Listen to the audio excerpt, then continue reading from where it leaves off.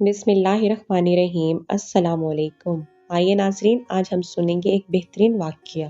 حضرت ابو جعفر رحمۃ اللہ علیہ حضرت حکیم لقمان کی زندگی کے ایک واقعے کو کچھ یوں بیان کرتے ہیں کہ ایک دن زید بن قیس حضرت حکیم لقمان کے پاس آ کر اپنی پریشانی بتانے لگا۔ اے حکیم صاحب، میری 3 بیٹیاں ہیں، میں ایک کسان ہوں۔ جب میں کھیتوں میں کام کرنے کے لیے جاتا ہوں تو میری تینوں بیٹیاں میری غیر موجودگی میں مردوں کے ساتھ زناکاری بدکاری کرتی ہیں۔ میں نے ان کو کئی بار باتوں باتوں میں سمجھانے کی کوشش کی ہے، لیکن وہ میری کسی بھی بات کو ماننے کے لیے تیار نہیں ہیں۔ مہربانی کر کے اس پریشانی میں میری مدد کیجیے گا تاکہ میری تینوں ہی بیٹیاں بدکاری کو چھوڑ کر سیدھے راستے کی طرف گامزن ہو جائیں۔ حضرت حکیم لقمان نے اپنے ایک غلام کو اس کی پریشانی دور کرنے کے لیے ان کے گھر کا چوکیدار بنا کر بھیج دیا۔ حضرت حکیم لقمان نے فرمایا کہ مجھے یقین ہے کہ اللہ پاک اس غلام کے ذریعے تمہاری پریشانی کو دور فرما دے گا۔ زاہد بن قیس نے غلام کو کہا کہ میں نے اپنی بیٹیوں کی ضرورت زندگی کے لیے ہر چیز مہیا کر رکھی ہے، تم اس دروازے کے باہر بیٹھ جاؤ۔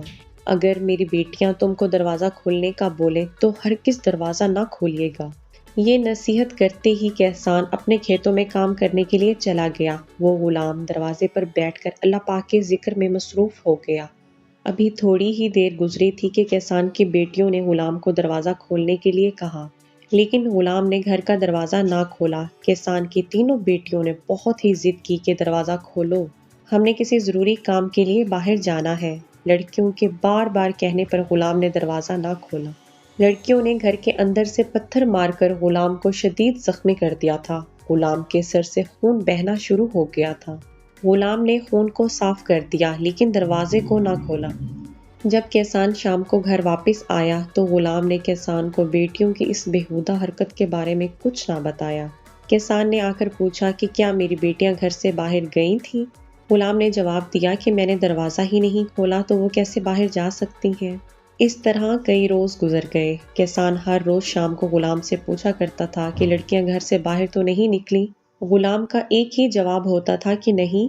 ایک دن کسان کی سب سے چھوٹی بیٹی غلام کو عبادت کرتے ہوئے دیکھ کر بہت ہی زیادہ متاثر ہوئی۔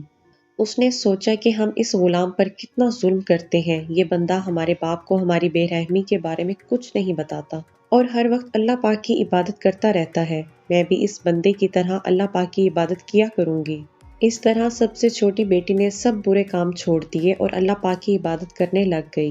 پھر دوسری اور تیسری لڑکی نے بھی بدکاری اور تمام برے کام چھوڑ دیے اور وہ اللہ پاک کی عبادت کرنے لگیں۔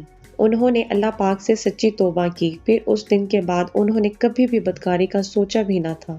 اللہ پاک نے ان تینوں بہنوں کے سب گناہوں کو معاف کر دیا۔ جب اس علاقے کے مردوں اور عورتوں کو ان تینوں لڑکیوں کی خبر ملی کہ ان کے والد نے گھر میں ایک غلام رکھا ہوا ہے، وہ اللہ پاک کا نیک بندہ اور پرہیزگار تھا، اور اس غلام کو دیکھ کر ان تینوں لڑکیوں نے اللہ پاک سے سچی توبہ کر لی ہے۔ اس طرح تمام بستی کے لوگوں نے ان لڑکیوں کی دیکھا دیکھی اللہ پاک سے توبہ استغفار کر لیا۔ اس طرح حضرت لقمان کے غلام کی نسبت سے اللہ پاک نے پوری بستی کو نیک اور پرہیزگار بنا دیا۔ لڑکیوں کا باپ حضرت حکیم لقمان کے پاس اس لیے آیا تھا، کسان کے علم میں تھا کہ حضرت حکیم لقمان اللہ پاک کے نیک بندے ہیں۔ بدکار لوگوں کو بس نیک اور پرہیزگار بندے ہی سیدھے رستے لگا سکتے ہیں، دوسروں کے بس میں یہ کام نہیں ہوتا۔ چند مہینوں کے اندر اللہ پاک نے ان لڑکیوں کو بے شمار علم سے نواز دیا تھا۔ حکیم لقمان رحمۃ اللہ علیہ کی بے شمار نصیحتوں کو بڑی شان کے ساتھ اللہ پاک نے قرآن پاک میں بیان کیا ہے۔ حضرت لقمان کے نام پر قرآن پاک میں ایک سورۃ لقمان بھی ہے، جس نے ان لڑکیوں کو اللہ پاک کی عبادت کی طرف لگا دیا تھا۔ حضرت حکیم لقمان فرماتے ہیں کہ میں نے کئی 100 سال تک جڑی بوٹیوں سے لوگوں کا علاج کیا ہے۔ میں نے دیکھا ہے کہ انسان کے لیے سب سے بہتر دعا عزت اور اس سے محبت ہے۔ کسی نے حضرت لقمان سے پوچھا کہ اگر یہ سب دوا کرنے سے بھی کسی کو آرام نہ ملے تو کیا کرنا چاہیے؟ اس پر حضرت حکیم لقمان نے فرمایا کہ تمہیں چاہیے کہ دوا کی مقدار کو مزید بڑھا دو۔ ان 3 بہنوں کی بھی عزت تھی۔ جب ان کو بدکاری کرنے کی لت پڑ گئی تو ان کے باپ نے ان پر سختی کر کے ان کو ایک کمرے میں بند کر دیا تھا۔ بستی کے لوگوں کی نظر میں وہ تینوں بہنیں بدکار اور زناکار تھیں۔ اس غلام نے ان کو پیار و محبت اور عزت دی، ان لڑکیوں کو بدنام نہیں کیا تھا۔ اللہ پاک نے ان لڑکیوں کی زندگی بدل ڈالی۔ دنیا میں کون کیسا ہے اس کے بارے میں اللہ پاک سے بہتر کوئی نہیں جانتا۔ اللہ پاک اسی طرح کسی نیک بندے کے ذریعے بدکاروں کی زندگی بدل دیتا ہے۔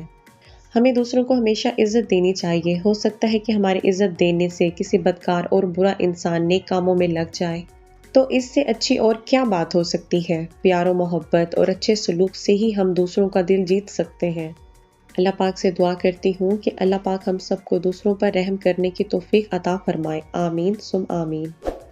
آج کا واقعہ پسند آیا ہو تو لائک، سبسکرائب اینڈ شیئر کرنا مت بھولیے۔ ملتے ہیں نیکسٹ ویڈیو میں، تب تک کے لیے اللہ حافظ۔